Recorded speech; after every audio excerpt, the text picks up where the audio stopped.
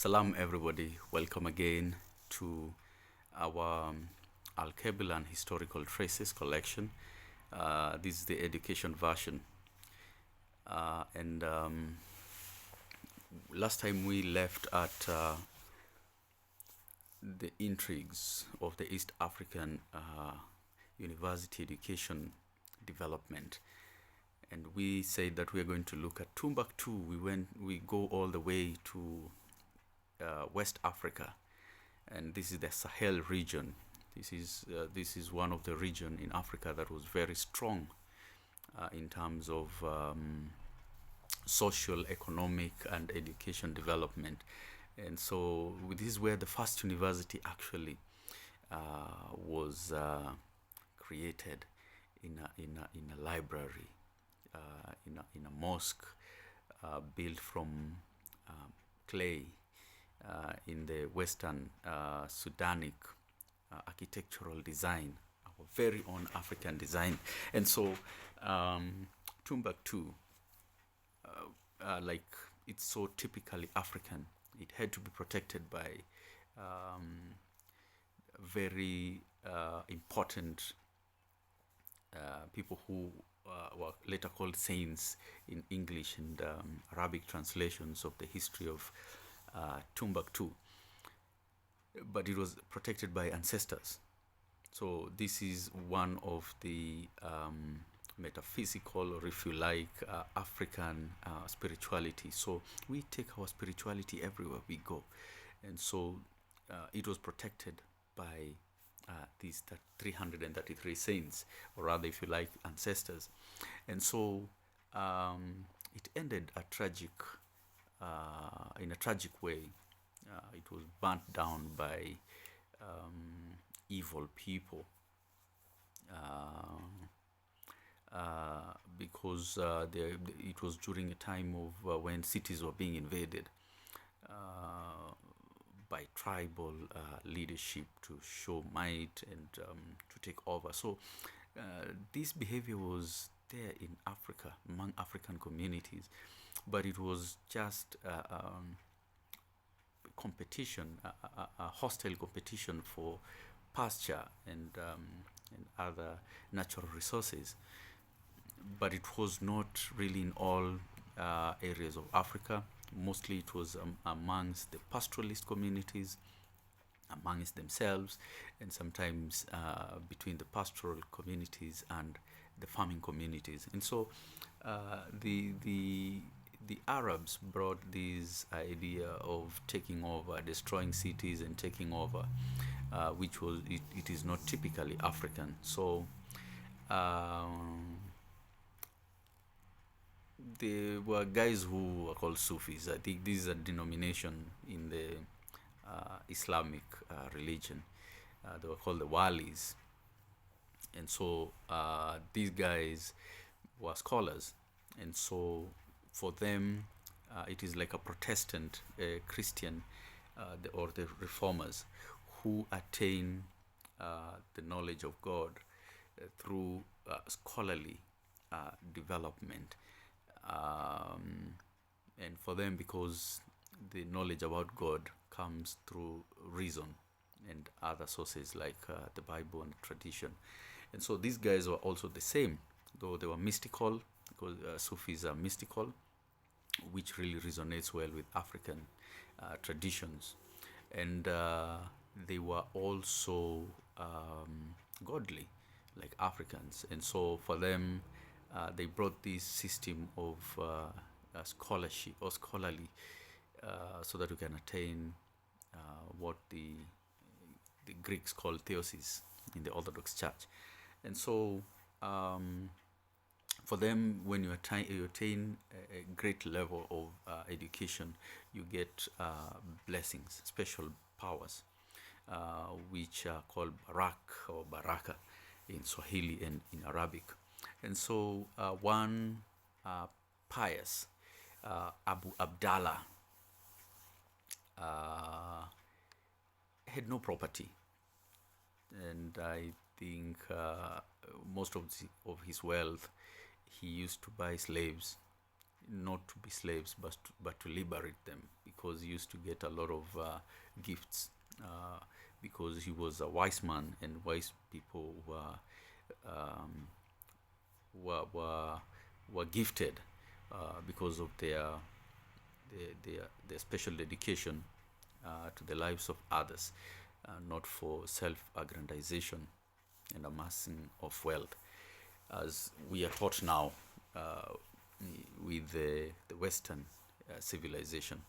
And so for him, I had a small, simple house and without doors, and people could pop up anytime, and people could line up, just like the pre-Christian monastics in the Egyptian desert, who really sought after, because they lived in the desert, and they used to come back to the villages and to the cities, and people will go and listen from them, because actually going into the desert for years and coming back alive, it means that there is something unique that you have really discovered, or you have been shown by God.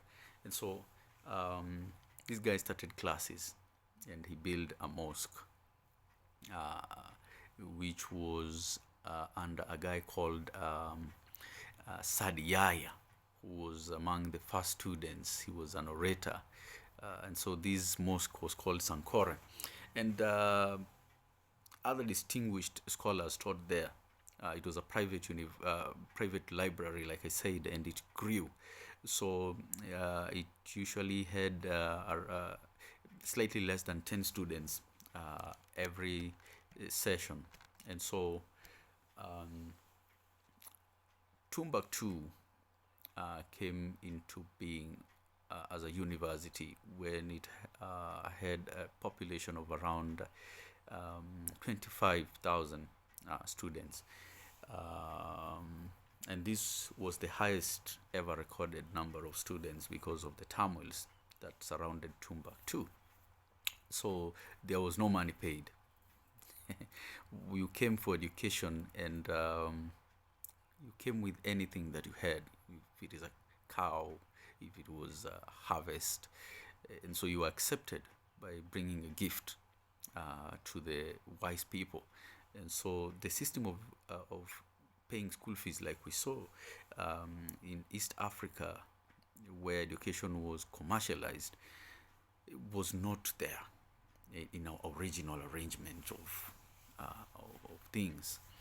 And so students gave anything, clothing, cows, and sometimes they could render services in the textile industries of the mosque, in the mosque.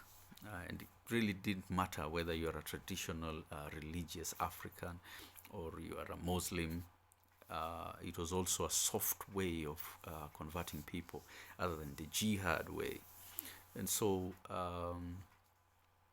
the mosque had around slightly over 20 textile industries, so people could work there. You can see the work study of students was there in Africa. It is not a new thing that we find in our universities, our Western type closed system universities. This again was an open system university.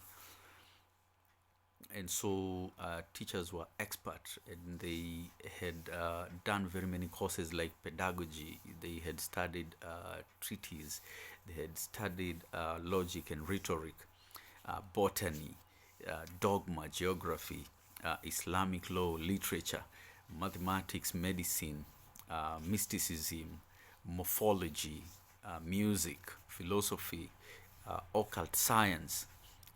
Some people say this is magic, but whatever it was an important thing for that society. And so there was geomancy, poetry, commentary, hadith, esoteric art, physics, and prosody, whatever that was.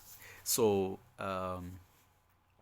there were books that were written by scribes, the manuscripts, and were very important. Some were written on papyrus, because the technology had moved from Egypt but most of them were written on animal skins because there was a lot of slaughtering of animals as staple food among the pastoralists and also the agricultural communities. And so there was a lot of influence also from the Greek astronomy, but this was an importation by the Arabs.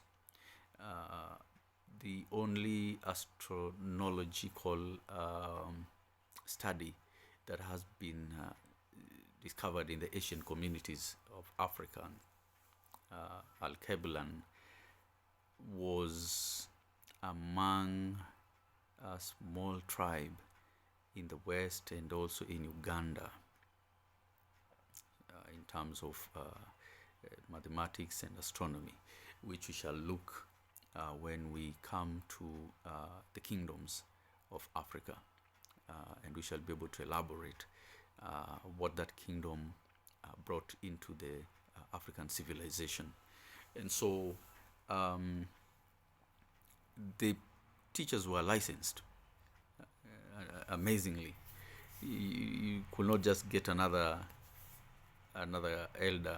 elderly guy or an imam or a priest or somebody who has been through some basic university or college system, but they were licensed, and they also practiced other professions so that you can come and exchange your experience, just like in the open homeschools in Africa, where your dad could not teach you, but you were given to your uncles, your grandparents, and so on and so forth, so that you can learn, and your aunts, so that you can learn about life.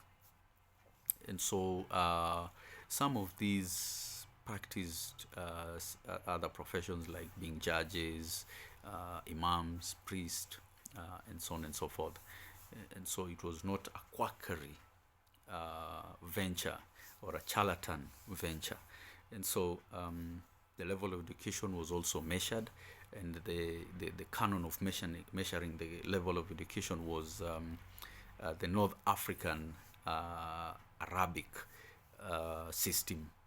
And so there was a European lady who visited Timbuktu shortly after it was destroyed. She was called Lady Lagarde.